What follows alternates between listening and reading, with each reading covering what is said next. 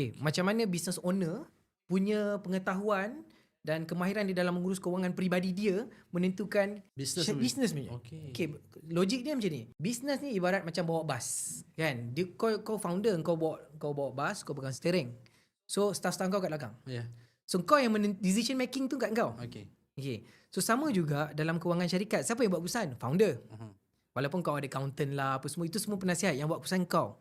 Jadi keputusan kau tu akan dipengaruhi oleh kau punya pengetahuan, attitude dan behavior. 3 barang ni lah.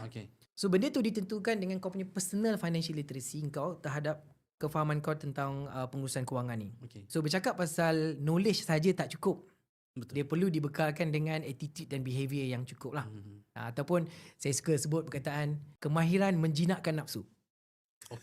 Istilah baru tu.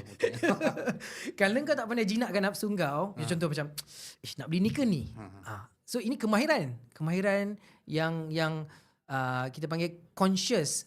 Pada asalnya conscious. Okay, kalau beli ni dia macam dah terlebih kepada kehendak, yang ini keperluan. Okay lah, ambil yang ni. Mula-mula kita conscious, lama-lama dia akan jadi unconscious. Ini kita panggil unconscious competent. Bila kita unconsciously terus je, okay lah, tak apalah, ni pun cukup syarat dah. Yang gitu kita nak pergi ke level tu.